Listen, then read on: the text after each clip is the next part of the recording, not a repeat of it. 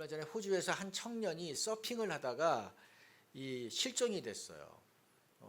그래서 뭐 이제 해가 질 때까지 여러 가지 수색을 했지만 밤이 되어서 이제 모든 걸 철수하고 아침이 되어서 다시 뭐 해경과 가족들이 샅샅이 뒤졌는데 다행히 13km 떨어진 무인도에 아주 기진맥진해서 걸려 있는 것을 발견해서 구조를 한 이야기가 있었습니다.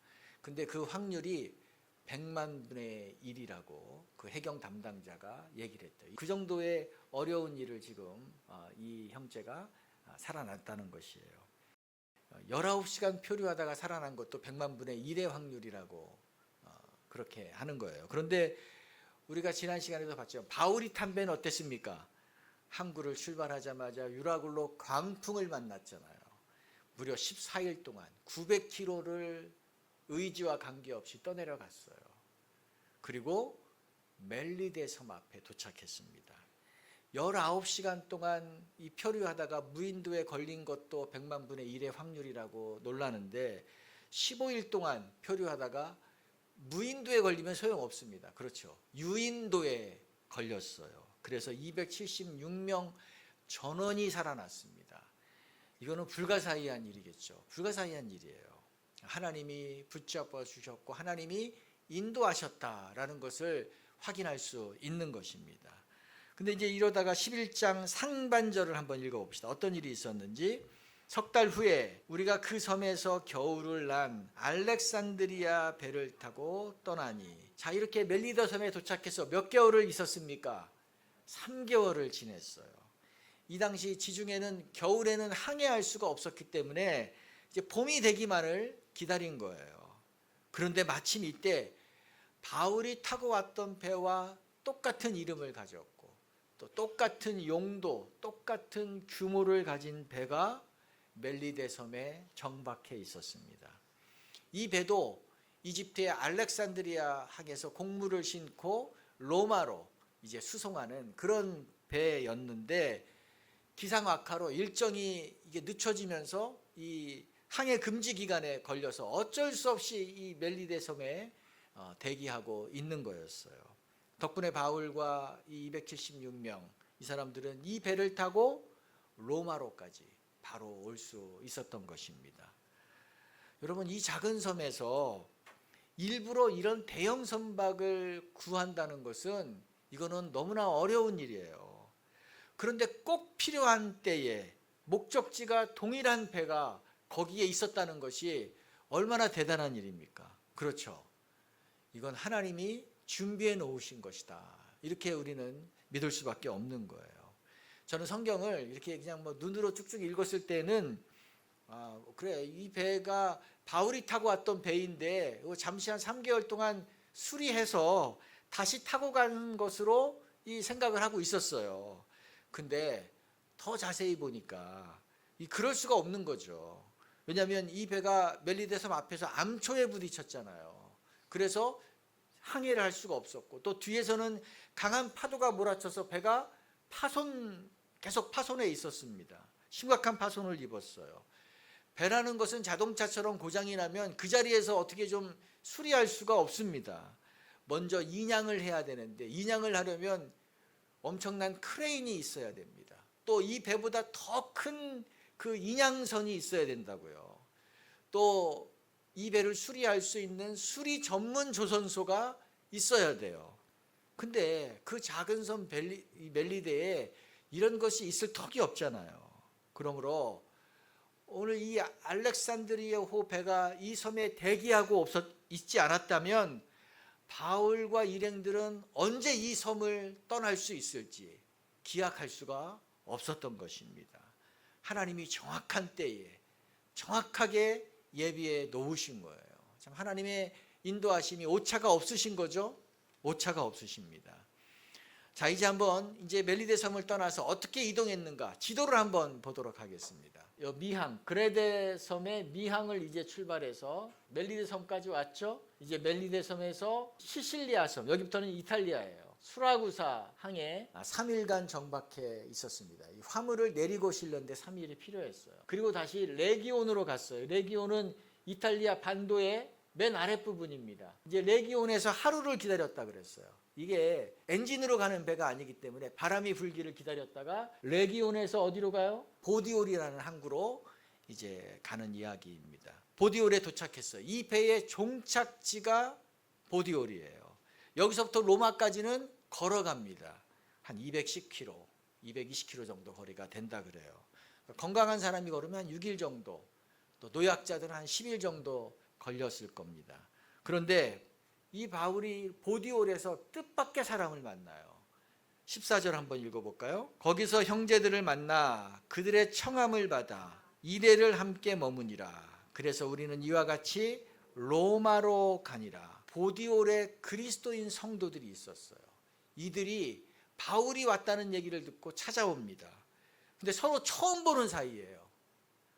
근데 이들은 아마 3년 전에 바울이 3차 전도 여행 중에 고린도에서 로마 교회에 편지를 썼거든요. 그게 로마서예요. 그 로마서를 읽었던 것 같아요. 그게 바울을 알았습니다. 그 바울이 왔다는 얘기를 듣고 달려가서 이제 바울에게 얘기하는 거예요. 우리와 함께 이곳에서 하룻밤이라도 같이 교제하면서 말씀을 전해 주십시오. 요청을 합니다. 근데 바울이 이들과 며칠을 있었다 그랬어요? 일주일 동안 지나면서 교제하고 말씀을 나눕니다. 여러분, 이게 어떻게 가능할까요? 지금 바울은 전도여행하는 것이 아닙니다. 바울은 지금 죄수로 끌려가고 있는 중이잖아요. 죄수에게는 아무런 결정권이 없어요. 죄수는 여기서 자라 그러면 자고, 가라 그러면 가고, 여기서 멈추라 그러면 멈추고, 시키는 대로 해야 됩니다. 권리가 없어요. 그런데 이 보디올에서 성도들이 요청했다고 어떻게 여기서 일주일을 머물 수가 있었나요? 어떻게 이게 가능하죠? 백부장이 허락을 하지만 할 수 없는 일입니다. 백부장이 이 호송의 책임자이기 때문에 백부장이 허락을 했다는 거예요. 27장에서도 배가 이 가이사라를 출발해서 시돈항에 머물렀을 때 바울이 그쪽 지역의 성도들과 만난 적이 있습니다. 자유시간을 줬어요. 근데 그때는 시돈항에 이 배가 화물을 싣고 내릴 때에 여유가 있었거든요. 어차피 거기에 머물러야만 됐습니다. 그런데 지금은 상황이 다르잖아요. 멜리데 섬에서 3개월이나 일정이 지체가 돼버렸어요. 너무 늦어졌어요. 빨리 죄수들을 이 로마에 넘겨야 됩니다. 죄수들은 데리고 있으면 있을수록 힘들어요. 위험해요. 빨리빨리 넘겨야 되잖아요. 그리고 이 임무를 끝내야지 이 백부장과 부하들도 빨리 집에 가고 편히 쉴 수 있단 말이에요. 3개월 동안 지금 집에도 못 갔을 거 아니에요. 자, 그런데 왜 백부장이 7일씩이나 함께 신자들과 하도록 허락해 주었을까? 이 이유는 모르겠어요. 뭐 부득이하게 여기에서 갑자기 일주일을 머물러야 될 그런 어떤 일이 생겼는지, 아니면 백부장이 바울에게 너무 감사해서 특별한 혜택을 베풀어 주었는지 우리는 알 수 없지만 이 기간이 바울에게 어떤 의미가 됐을까 생각해 볼 수 있어요. 어떤 의미가 됐을까요? 이제 로마까지 몇 킬로를 가야 된다고요? 210km, 20km를 걸어가야 돼요. 뭐 부산에서 대전보다 조금 덜 가는 그런 거리잖아요. 상당합니다. 노년의 바울에게 얼마나 힘든 거리인가요? 근데 일주일 동안 쉬면서 또 힘을 비축할 수 있는 그런 기회가 되었을 거예요. 또 보디올의 성도들, 같은 생각과 같은 믿음을 가진 자들을 만나서 그들과 먹으며 그들과 간증을 나누며 그들과 교제한다는 것, 정서적으로 얼마나 이 풍요로운 시간인가요? 바울의 모든 긴장이 사라지고 바울이 오랜만에 행복과 기쁨을 누리는 시간이 되는 거잖아요. 정서적인 충분한 쉼이 되는 일주일이 되었습니다. 그리고 이들로부터 도시의 상황과 또 이 교회의 상황, 이런 정보도 들을 수 있었을 거예요. 그러니까 하나님이 꼭 필요한 때에 하나님이 정말 이 생각지도 못한 상황을 열어주셔서 움직이셔서 보디올에서 일주일 동안 머물 수 있게 해주셨다는 거예요. 참 놀라운 하나님, 섬세한 하나님의 인도하심이죠. 그런데 이제 로마 교회 성도들도, 로마에 있는 성도들도 바울이 보디올에서 지금 있고 출발했다는 얘기를 전해 들었습니다. 자, 이제 로마 교회 성도들은 어떻게 하나요? 15절을 읽어봅시다. 그곳 형제들이 우리 소식을 듣고 앞비오 광장과 트레이스 티베르네까지 맞으러 오니 바울이 그들을 보고 하나님께 감사하고 담대한 마음을 얻으니라. 로마 교회 성도들은 이 성도들을 두 그룹으로 나누었어요. 이진으로 나누었습니다.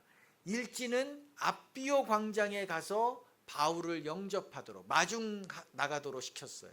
이진은 트레이스 타베르네라는 곳에서 바울을 맞이하도록 나갔습니다.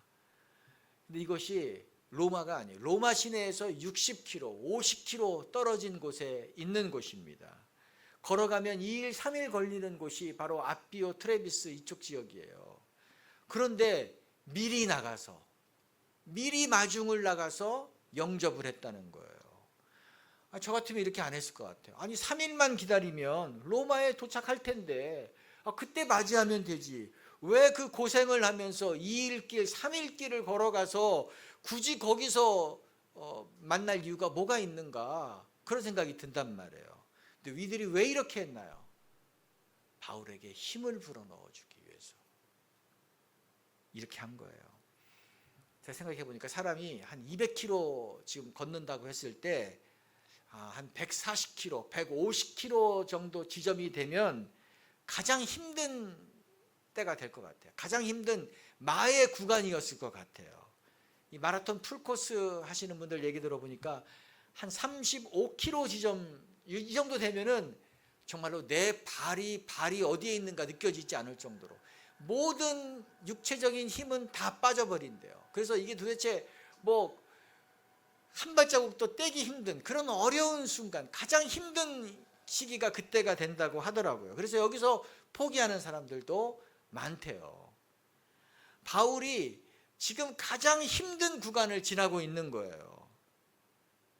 그런데 누군지도 모르는 사람들이 플랜카드를 들고 나왔어요. 바울을 향해서 환호하고 박수치고 환영하고 소리칩니다. 축복합니다. 얼마나 놀랐을까요? 나를 아는 사람이 없을 텐데 얼마나 놀랐을까요?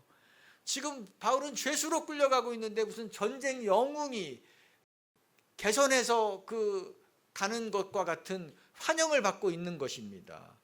얼마나 감격스러웠을까요? 얼마나 힘이 났을까요? 발 한 자국도 떼기 힘들 정도로 다 힘이 소진되어 있는 상태였는데, 만약 아무도 맞아주는 사람이 없이 지금 이 길을 걸어가고 있다면 바울도 사람이기 때문에 굉장히 서글펐을 거예요. 또 지금 걱정되는 일이 많다고요. 로마에 도착하면 재판받아야 했잖아요. 근데 이 재판은 예측이 안 돼요. 가이사라에서 경험했잖아요. 2명의 총독이 재판하는 것을 봤는데 엉망이에요. 법대로 안 합니다. 그러니 로마에서도 무슨 판결이 나올지 모른다고요. 걱정되잖아요.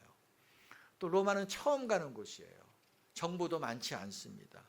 거기서 또 어떤 상황이 펼쳐질지 또 알 수가 없어요. 사람이 모르면 불안해요. 사람이 모르면 두렵다고요. 로마에 가도 바울은 아무런 존재감이 없는 사람이에요. 바울은 로마에 가도 뭐 누구 하나 알아주는 사람이 없는 사람입니다. 사실 뭐 죄수 한 명이 로마 감옥에 있든 뉴욕 감옥에 있든 예루살렘 감옥에 있든 그 죄수가 뭐가 달라지는 것입니까? 누구도 신경 쓰지 않잖아요. 로마에 간다고 하지만 로마에서 할 수 있는 일은 없어요. 그러니 마음이 무거울 수밖에 없죠. 천근반 무거울 수밖에 없습니다. 그런데 성도들이 앞비오 광장, 트레비스 광장, 크레비스까지 마중 나온 것을 보면서 바울의 생각이 달라졌어요. 마음이 달라졌습니다. 15절 하반절을 읽어봅시다. 바울이 그들을 보고 하나님께 감사하고 담대한 마음을 얻으니라. 그들이 누구예요? 마중 나온 사람들이잖아요. 그들을 보고 첫 번째로 감사했다 그랬어요. 하나님께 감사했다 그랬어요. 지금까지 바울은 다른 사람들에게 힘을 벌어 넣어주고 다른 사람들을 격려하는 일만 했어요. 그래서 세 차례의 전도 여행을 하면서도 늘 새로운 곳을 간 것이 아니라 이전에 방문했던 곳을 2번, 3번 다시 갔다고요. 왜냐하면 거기에 처음 예수님을 믿었던 사람들, 또 처음 세워진 교회들, 이 사람들을 다시 가서 그들을 격려하기 위해서, 그들이 끊임없이 어려움 가운데 있기 때문에 그들에게 다시 소망을 불어넣어주기 위해서 바울이 계속해서 방문해서 갔단 말이에요. 바울이 로마에 오기를 간절히 소망했어요. 근데 로마에 오려고 했던 중요한 이유가 하나 있습니다. 1장 11절을 읽어봅시다. 로마서 1장 11절. 내가 너희 보기를 간절히 원하는 것은 어떤 신령한 은사를 너희에게 나누어 주어 너희를 견고하게 하려 함이니. 지금 로마 교회 성도들에게 바울이 쓴 편지예요. 내가 너희를 보기를 간절히 원한다. 그거는 내가 너희에게 영적인 축복을 좀 나눠주고 싶어서이다. 너희의 믿음을 강하게 세워주고 싶어서 너희에게 가고 싶은 것이다 라고 마음을 표현했어요. 그런데 바울이 로마로 지금 가고 있잖아요. 역전이 되어버렸습니다. 로마의 성도들이 바울을 찾아와서 바울을 영접하고 바울을 환영하고 바울에게 힘을 불어넣어주고 있어요. 그렇죠. 바울은 지금 이들로부터 격려와 지지를 받고 위로와 응원을 받고 힘을 얻었습니다. 그래서 하나님께 감사한 거예요.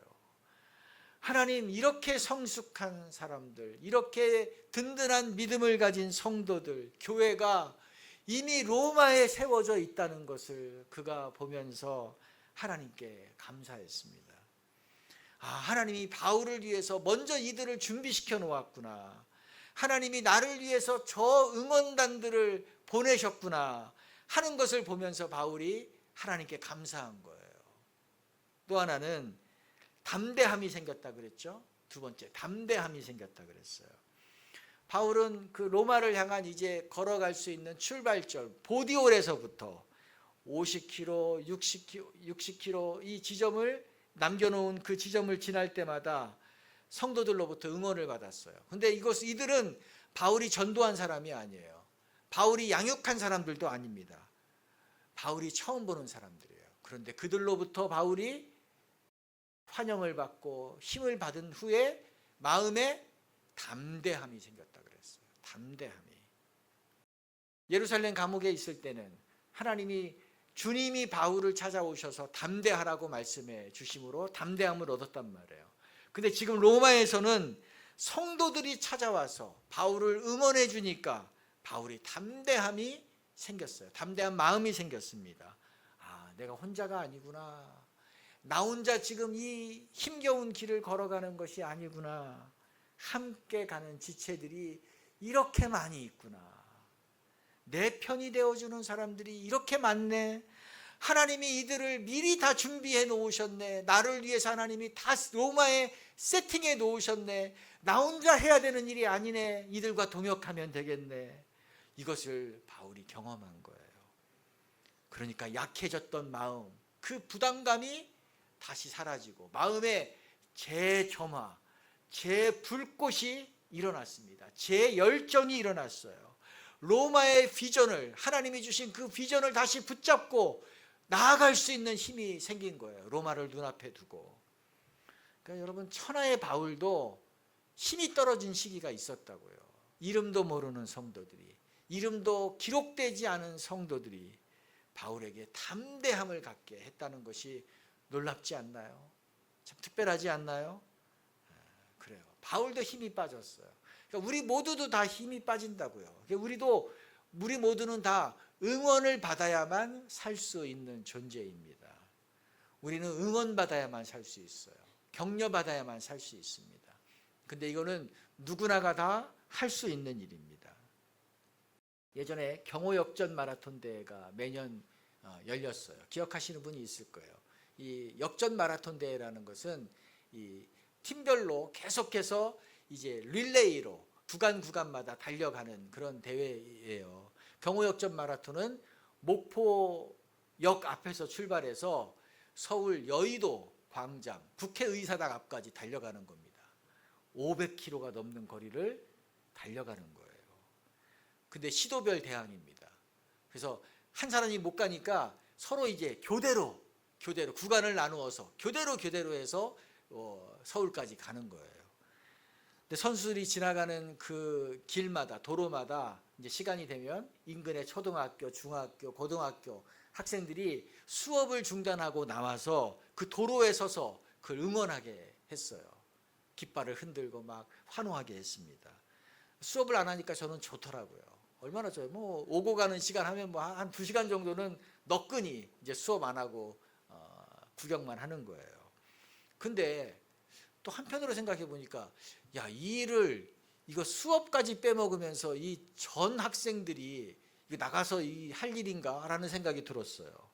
우리 학교 학생 선수가 출전한 것도 아니고 뭐 내가 아는 학생 선수가 뛰는 것도 아니고 사실 도로에 서 있지만 눈 깜빡할 사이에 지나가요. 선수들이 달려가기 때문에 뭐 1등부터 5등까지 한 5분 정도면 다 쌩하고 다 지나가 버린다고요. 사실 허무해요. 허탈해요. 왜 일을 하는가? 약간 의문이 들었어요. 근데 저녁 이제 그 구간 응원하는 날은 항상 그 저녁 뉴스 시간에 스포츠 시간에 그 중계가 나옵니다. 결과가 나와요. 신기한 거는 제가 충남에 살았는데 충남 지역을 지나가는 그 구간에서는 그 구간 우승을 거의 충남팀이 해요. 근데 충남팀이 전체 우승을 한 적은 한 번도 없거든요. 근데 그 구간 우승은 그때는 한다고요. 신기하죠? 근데 전라도 지역을 지나갈 때는 전라도 팀이 구간 우승을 합니다. 경기도 지역을 지나가면 경기도 팀이 거의 구간 우승을 해요. 근데 항상 종합 우승은 서울이 거의 했어요. 이게 무슨 얘기인가요? 응원의 힘이에요. 응원의 힘. 제가 생각하기에 응원의 힘이에요. 도로에 서서 우리 충남 육상협회에서 야, 충남 선수 온다 알려주거든요. 그러면 이제 뭐 충남 선수가 누군지도 모르지만 막 열렬하게 오기 전부터 환영을 한다고요. 박수를 치고 막 환호를 하고 이러니까 실력은 중위권인데 없던 힘도 생기는 것 같아요. 그래서 이 충남에서는 구간 우승을 하는 거예요. 생각해 보세요. 어린 선수들이 500km를 달려요. 500km를 아무런 응원하는 사람이 없이 달린다고 생각해 보세요.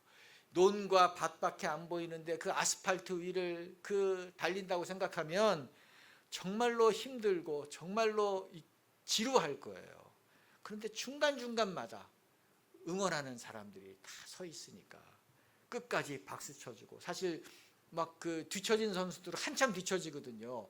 그래도 남아가지고 야, 조금만 더 하면 된다, 힘내라, 막 박수 쳐주니까 그 선수들도 완주해요. 아마 이런 것이 없었으면, 이렇게 응원하는 사람이 도로에 없었으면 기록이 별로 나오지 않을 거예요. 그리고 중도에 포기하는 팀이 나올 겁니다. 이걸 알기 때문에 이제 뭐 이 육상협회에서 교육청에 압력을 넣고 또 교육청도 이 협조를 해가지고 전 학교가, 전국에 있는 전 학교가 다 동원되게 만든 거죠. 지금 같으면 그렇게 못할 거예요. 그런데 이런 응원 선수들만 필요한 게 아닙니다. 우리에게도 필요해요. 우리에게도 필요합니다. 바울도 필요했어요. 바울도 필요하니까 하나님이 응원단을 보내잖아요. 우리는 응원받아야만 살 수 있는 존재입니다. 히브리서 10장 24절 읽어봅시다. 서로 돌아보아 사랑과 선행을 격려하며. 서로 돌아보아. 우리 그리스도인 공동체, 우리 그리스도인들은 서로 돌아보아야 된다. 사랑과 선행을 격려해야 된다. 항상 해야 된다는 거예요. 사랑으로 응원해라, 서로를 응원해라 라고 말씀해 주셨어요. 우리가 다른 지체를 응원하면 그 지체가 살아나는 것입니다. 살아나는 거예요. 특별히 오늘 같은 주일날은 우리가 응원하는 날이에요. 성도들을 응원하는 날입니다. 지체들을 응원하는 날입니다. 또 우리가 응원을 받는 날이에요. 6일 동안 우리는 각자 전쟁을 치르고 왔다고요. 지금 다 전쟁 치르고 온 거예요. 그러니까 지쳐있는 지체들이 있어요. 힘이 빠져있는 지체들이 있습니다. 심각한 부상을 당한 지체들도 있어요. 너무 힘겨워서 이제 더 이상 못 뛰겠다, 포기하려는 마음이 생긴 지체들도 있단 말이에요. 로마교회 성도들이 그 지쳐있는 바울을 3일길, 이틀길을 먼저 나가서 마중했다 그랬잖아요. 응원했어요. 그러자 바울이 살아났습니다. 마찬가지로 우리가 이 6일 만에 만난 우리가 서로 옆에 있는 지체들을 응원하면, 격려하면 바울처럼 잃어버린 감사가 회복이 되는 것입니다. 잃어버렸던 담대함이 다시 생기는 줄로 믿습니다. 다시 소망을 갖게 되고, 다시 비전을 갖게 되고, 다시 거룩고 다시 뜰 수 있게 되는 것입니다. 이게 우리가 할 일이에요. 근데 교회에 왔는데 이 지체들로부터, 또 선배들로부터, 어른들로부터, 야, 너는 얼굴이 왜 그 모양이냐, 왜 그렇게 어둡냐, 왜 그렇게 힘이 없고 축 처져 있냐, 왜 그거밖에 못하니, 왜 힘을 못 내니, 왜 그렇게 문제가 많니, 이런 얘기 들으면 이게 비난받고 질책받고 지적받고 오히려 더 무거운 짐을 얹어주고 뭐 이러면 어떻게 되나요? 남아있는 힘마저도 빠져버려요. 남아있는 힘마저도 빠지는 겁니다. 우리는 응원해야 돼요. 아멘. 말로 응원해야 됩니다. 또 우리의 몸짓으로, 표정으로도 응원하는 거예요. 응원해야 돼요. 중요합니다. 우리 앞에 선 중창팀들, 또 우리 앞에 선 우리 찬양팀들, 이분들을 어떻게 하면 응원할 수 있는가? 이분들을 응원해야 돼. 앞에 선 분들은 힘들거든요. 응원해야 됩니다. 어떻게 응원할 수 있죠? 앉아서 어떻게 응원할 수 있습니까? 밝은 표정으로 듣는 거예요. 밝은 표정으로. 기쁜 표정으로 듣는 거예요. 잘 모르는 찬양이면 더 잘 됐다. 내가 이 기회에 배울 수 있겠구나 하고서 마음을 다해서 따라 불러 부르는 것입니다. 이게 응원하는 거예요. 근데 아무 표정 없이 앉아있고 부르지도 않고 심각한 표정으로 고뇌하면서 바라보고만 있으면 앞에 선 분들이 힘들어요. 내가 뭐 잘못했나? 우리가 뭐 찬양을 너무 못하나? 힘들다고요. 긴장한다고요. 그래서 이 알던 가사도 잊어버리고 뭐 음이탈도 나오고 막 이런 일이 벌어질 수가 있어요. 그러니까 우리가 응원해야 됩니다. 아멘. 앉아서 응원해야 돼요. 격려해야 돼요. 밝게 들어야 돼요. 그러면 더 힘이 나서 더 잘하게 되는 것입니다. 내가 유익을 얻고 지체도 유익을 얻고 우리 공동체가 유익을 얻는 것입니다. 아멘.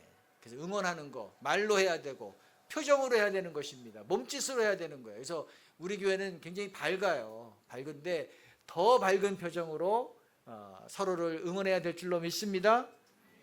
대사도 이 바울을 일으킨 것은 베드로가 아니었어요. 베드로가 무슨 대형 집회를 열어서 은혜를 끼쳐서 바울이 다시 힘을 얻은 것이 아니에요. 로마 교회의 이름 없는 성도들이었습니다. 그러니까 무슨 말이에요? 누구나가 할 수 있다는 거예요. 이 응원은 누구나가 할 수 있다는 거예요.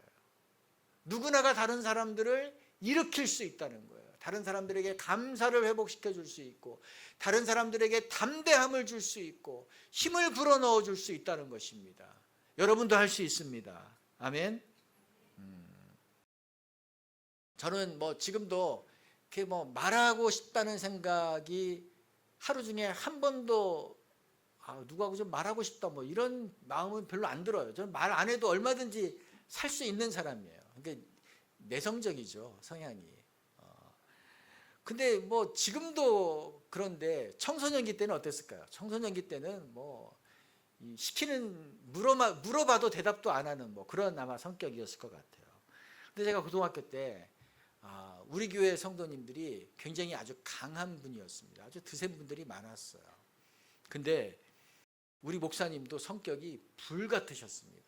성격이 불 같고 아주 말씀도 거침없이 하고 막 호통치고 그래서 좀 무서운 성향이었어요. 근데 혼나서 교회 안 나오신 분들도 꽤 있었습니다. 그 정도로 아주 강하신 분이었거든요. 근데 우리 목사님도 성도님들에게 시달리는 모습을 제가 봤어요. 목사님 참 힘드시겠다. 또 근데 보니까 뭐 목사님하고 이렇게 뭐 마음을 나누고 얘기할 뭐 그럴 분들도 별로 없어 보여요. 제가 16, 17살 때 뭐 그때죠. 그때인데 우리 목사님을 내가 좀 어떻게 좀 기분 좋게 해줄 수 있을까? 목사님에게 어떻게 하면 좀 힘이 될 수 있을까? 근데 뭐 돈이 있는 것도 아니고 뭐 아무것도 없잖아요. 내가 우리 목사님에게 좀 말벗이 됐으면 좋겠다. 말벗이 돼야겠다. 그런 마음이 나도 모르게 생겼어요.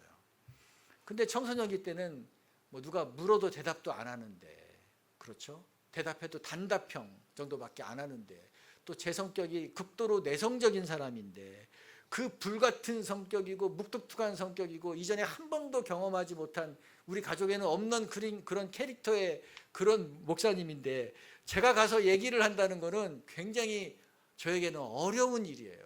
힘든 일입니다. 그래서 주중에 연습을 했어요. 혼자 우리 목사님하고 어떻게 하면 얘기할 수 있을까? 어떤 소재로 얘기하면 좋을까? 그리고서 이제 토요일 오후에 이제 교회에 가서 이제 목사님 그 사택을 찾아갑니다. 목사님 저 왔습니다. 제가 뭐 목사님 도와드릴 거 있을까요? 이렇게 물어보는 거예요. 목사님 제가 뭐 도와드릴 거 있을까요? 아 그래? 그럼 나하고 같이 저 전등 달자. 그래 잘 왔다. 나하고 같이 그러면 우리 사택에 커튼 달자. 뭐 난로 이렇게 하자. 이제 그러면서 이제 제가 준비한 얘기를 매주 이렇게 하는 거예요. 얘기하면서 이제 설교 들었던 얘기도 또 이렇게 하고 그때 지난주에 이런 말씀하셨는데 제가 이렇게 그 말씀 듣고 이런 생각을 했습니다. 얘기도 하고 다 준비해 가서 이렇게 한 거예요. 그렇게 이제 시간을 보냈어요. 그러다 보니까 사모님하고도 얘기를 하게 됐어요. 사모님하고도 얘기도 많이 하게 되고 한번 그렇게 한 1년을 한 것 같아요. 이제 목사님이 이제 다른 더 좋은 곳으로 부임해 가셨는데 사모님이 저에게 감사의 편지를 보낸 적도 있었습니다. 고등학생인데. 그리고서 이제 한 15년 정도 지났습니다. 제 아내하고 결혼하고 우리 그때 같이 신앙생활했던 친구들하고 이 목사님을 여름 휴가 때 찾아갔어요. 찾아가서 인사도 드리고 식사를 나누는데 대화를 하면서 나누는데 이 목사님이 그렇게 말씀하시는 거예요. 야 정연아, 너는 옛날에도 그랬는데 지금도 내 기분이 좋아지는 얘기를 하네. 제가 그 얘기를 듣고 놀랐어요. 옛날에도 그랬는데, 옛날이라는 게 그 15년 전, 그 17살 때, 그때도 그랬는데, 그 얘기를 들으니까 내가 계획했던 것이 그때 이루어졌던 거예요. 내가 목사님에게 응원했으면 좋겠다, 힘이 됐으면 좋겠다, 그리고 막 준비했는데 목사님이 힘이 되었던 거예요. 그것이. 그렇죠. 그러니까 제가 그 당시는 몰랐는데 제가 그때 그 15년 후에 그 얘기를 듣고 하나님께 감사했습니다. 하나님 내가 쓰임을 받았었네요. 내가 쓰임을 받았었네요. 그래요. 이거는 누군가의 힘이 되는 일은 누구나가 할 수 있다는 것입니다. 나이가 어려도 할 수 있고요. 나이가 많아도 할 수 있고요. 뭐 재정이 없어도 할 수 있고요. 얼마든지 말로 할 수 있고 표정으로 할 수 있는 것입니다. 그래서 저는 여러분들이 주일에 교회 나올 때에 내가 오늘은 누구를 한번 응원할 수 있을까? 누구에게 내가 한번 힘을 불어넣어 줄 수 있을까? 막 그런 고민하고 그런 기도하고 왔으면 좋겠어요. 주중에 또 그런 마음이 들면 여러분들이 그런 것을 표현하시기 바랍니다. 그러면 넘어진 바울이 일어나는 거예요. 넘어진 지체가 일어나는 것입니다. 여러분 그런 사람 되기를 축복합니다. 그런 우리 공동체 되기를 축복합니다. 여러분을 통해서 믿음의 지체들이 힘을 받고 또 여러분을 통해서 여러분의 리더들이 응원을 받고 여러분을 통해서 친구들이, 가족들이 또 우리 공동체가 그런 힘을 얻고 격려를 얻고 다시 일어서는 일에 쓰임받는 사람이 되기를 주님으로 축복합니다. 아멘. 같이 기도합시다. 그렇습니다. 오늘 이제 바울은 이제 먼 항해가 끝나고 로마를 향해서 걸어가는 길이었습니다. 너무나 부담되는 길이었어요. 이제 앞날을 알 수 없는 그런 막막한 길이었습니다. 또 200km가 넘는 거리였기 때문에 육체적으로도 굉장히 고통스러운, 그러니까 몸과 마음이 다 지쳐 있는 한계 상황에 도달한 그런 시기였습니다. 그런데 보디올에서도 또 로마 교회가 보낸 그 아비오 광장에서도 또 트레비스에서도 그 성도들이, 이름도 모르는 성도들이 마중을 나와서 바울에게 힘을 불어넣어 주었습니다. 응원해 주었습니다. 바울은 그들의 응원을 듣고 하나님께 감사하고 담대한 마음을 얻었다 그랬습니다. 하나님이 나와 함께 계시는군요. 하나님이 이 길을 예비하시는군요. 이 길이 하나님이 인도하시는 길이군요라는 확증을 얻은 것입니다.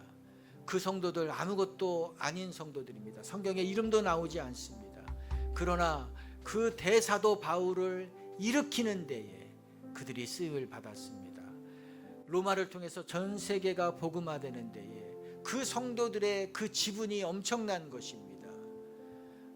우리가 누군가에게 이렇게 힘을 주는 사람, 누군가를 일으켜 세우는 사람이 될 수 있는 것입니다. 그런 사랑과 그런 수고, 그런 섬김이 통해서 이루어지는 것입니다. 그러므로 이 시간 우리가 함께 기도합시다.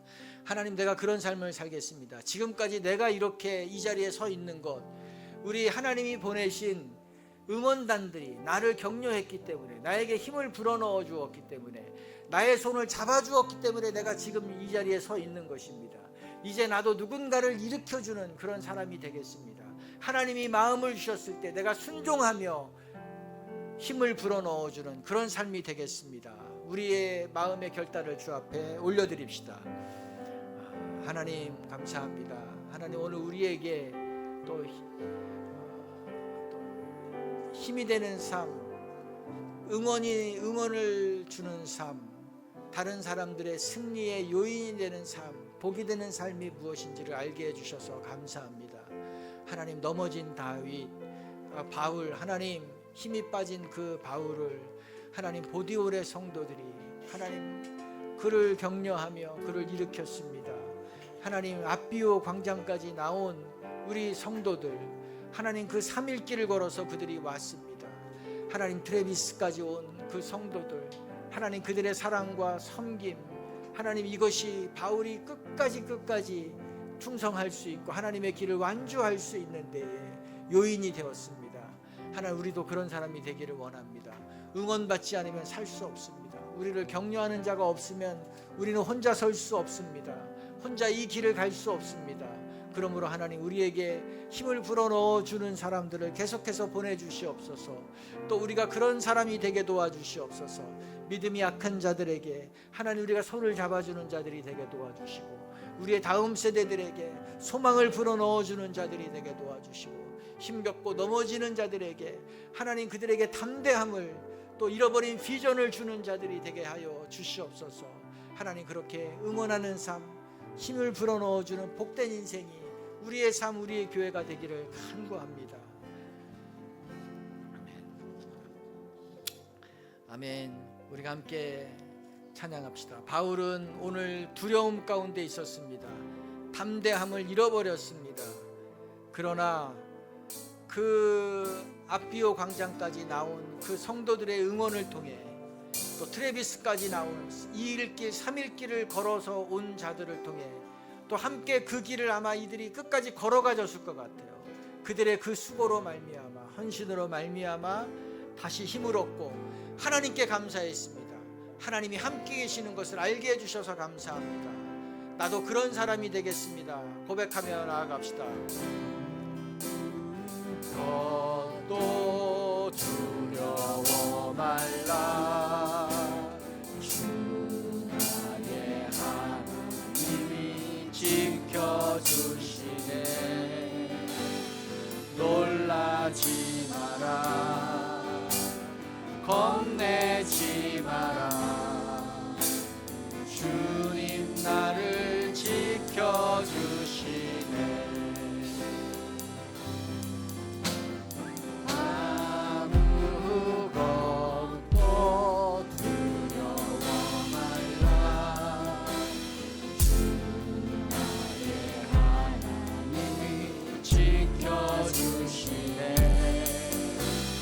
놀라지 마라.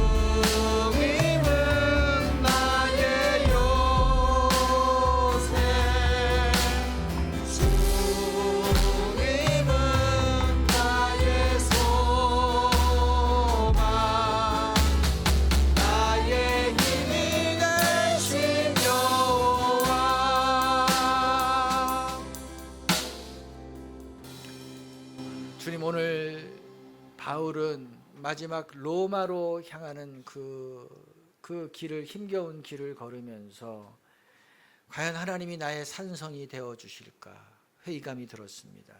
주님이 과연 요새이신가, 요새가 되어 주실까에 대해서도 또 자신이 없어졌습니다. 과연 그 땅에서도 소망이 되어 주실까?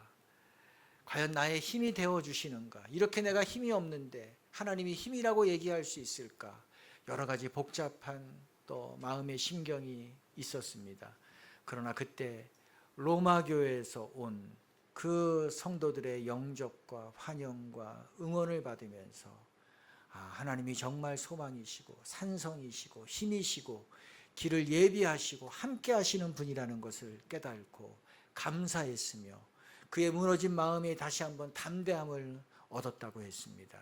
하나님, 우리가 그런 사람이 되기를 원합니다. 그렇게 힘을 불어넣어주는 사람, 응원하는 사람, 또 그래서 다른 사람을 일으켜주는 그런 요인이 되어주는 하나님, 그런 축복의 삶이 되게 하여 주시옵소서.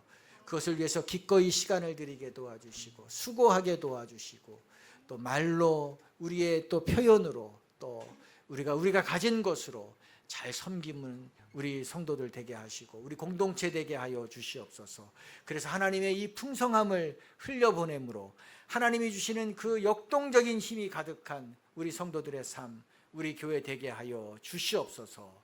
성부와 성자와 성령의 은혜가 오늘 응원하는 삶, 주님이 말씀하신 것처럼 서로 돌아보아 사랑과 선행을 격려하는 삶이 되기로 결단한 성도들 위해 영원히 함께하기를 예수님의 이름으로 축원드립니다.